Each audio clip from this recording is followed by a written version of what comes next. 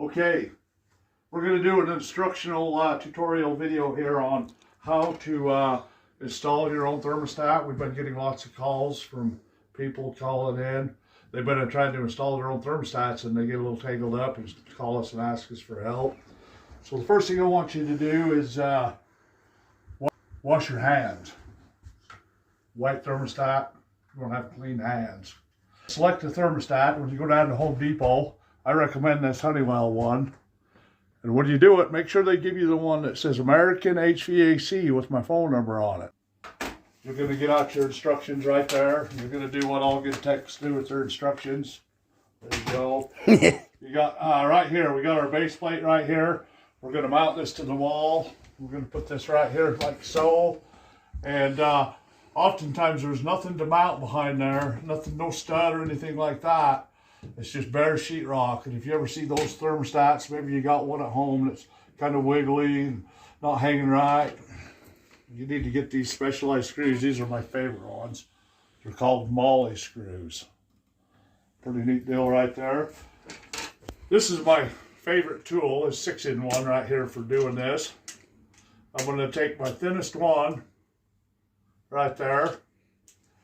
I'm going to take my base plate. I'm going to stick that on there. Sometimes I'll put that wire up there and it can hang like that. Make sure we're pointing up. So now we're ready to put our plate on the wall. Right there.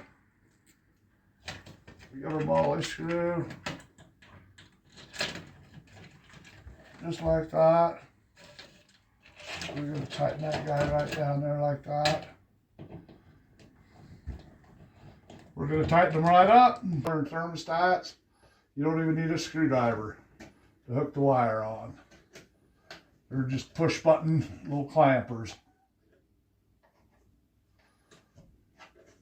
You're going to put the red wire to R. R for red. You're going to put the white wire under W for white. All this extra stuff is in here is just for their